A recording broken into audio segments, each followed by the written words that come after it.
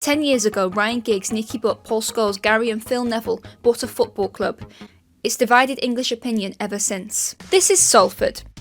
Geographically, it is Manchester's next door neighbour, but the success of Manchester United and Manchester City has never meant that you couldn't thrive as a neighbour of Manchester. Manchester is surrounded by football clubs, from Rochdale to Oldham to Bury to Stockport. Salford never really had a football club of that status. Until now. 2014. Project 92 Limited, the class of 92 players consortium, take over Salford City. Singaporean businessman Peter Lim also acquires a 50% stake. Not half of some meat, just a part of the club. Peter Lim's net worth is reported as 1.9 billion. He also owns an 83% stake in Valencia, which is the football club that Gary Neville used to manage in 2015. Which went okay. When the class of 92 gang bought Salford, they were in level 8 of the English leagues, playing semi-professional football and averaged an attendance of 140. This class of 92 era began with immediate success. 4 promotions in their first 5 seasons. Salford City had risen to a 4th-tier professional football club in just 5 years. I decided to visit Salford City in what was a fascinating experience. First of all, the goalkeeper was crap.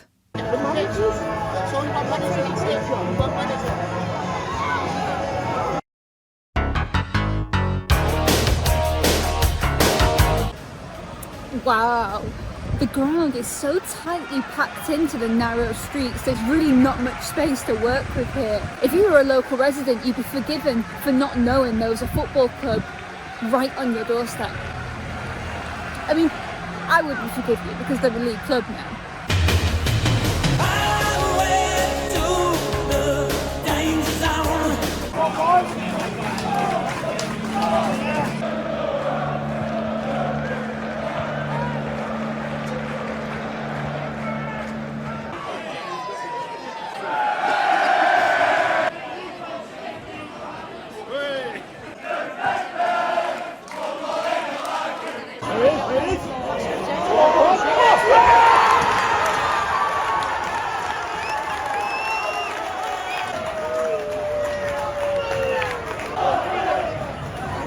I've got that just watched the football match, post-match adrenaline running through my body. Atmosphere was fine. Average attendance at Salford City this season is that of around 2,800. Stockport County, the opponents, they've averaged around 9,000 for context. Stockport County are a side with more depth to their support. At the risk of sounding disrespectful, you could tell.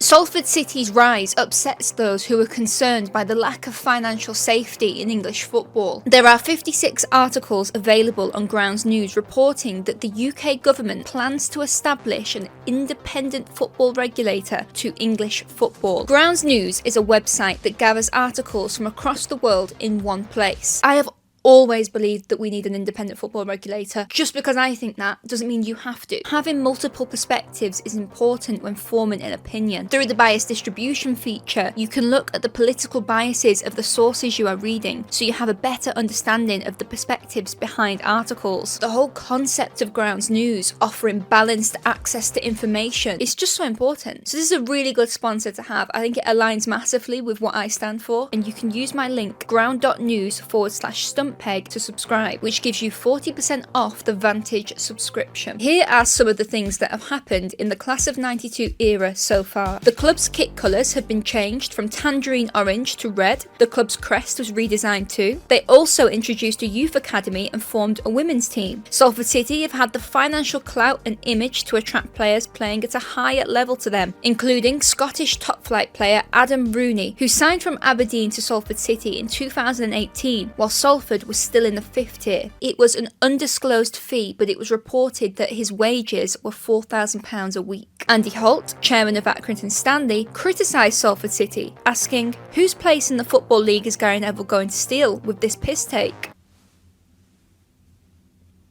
He said it, not me. I get the impression that other clubs taken issue in the amount of money that Salford City have spent, whether that be wage budgets or the 6 different managers that they've had between October 2020 and present day. It was reported that Project 92 Limited had lost 4.7 million in 2021. When asked about this, Gary Neville stated, "We only spend the money that we have. It is a lot of money to lose, but we've come up from step 8 and had to spend millions and millions on this stadium." My opinion on the matter is that time will tell, because with time we'll discover, is this a vanity project? I don't believe it is, but this could age terribly. Was it Ryan Giggs or Paul Scholes? Somebody from the class of 92 who had mentioned a 15-year plan to get to the championship. So I'd be fascinated to see, once it hits 15 years, if they're not there, how they handle that. But is that the whole reason of what's wrong with football and why an independent regulator is hopefully going to come in? Because they can look at these football clubs and see which owners are being slightly irresponsible and taking risks they shouldn't be taking that could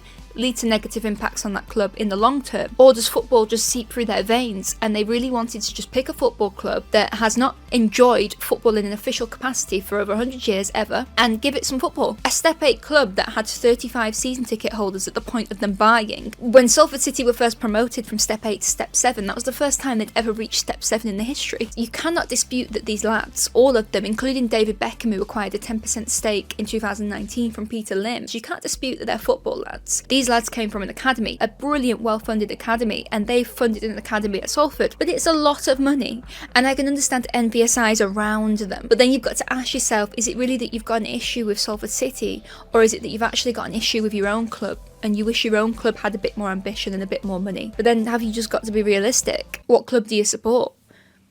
That's really brutal, sorry. Success manifests itself in different ways depending on the football club you support. I think that's the whole reason why English football has such depth of support, because we don't mind. The most successful day in my lifetime supporting my club is the day we found out we weren't getting liquidated and we were still going to be a football club. I like it. I like what they've done. They've got bums on seats in a fresh new stadium, watching a fresh new team. Do I always agree with what they do? No, but I don't agree with what every football club does. The only way that me being on board with Salford City wouldn't age well is how they react to how long it takes for them to get out of this 4th tier. And what happens if they got relegated back into the National League? And what happens if years and years go by and there's no progression?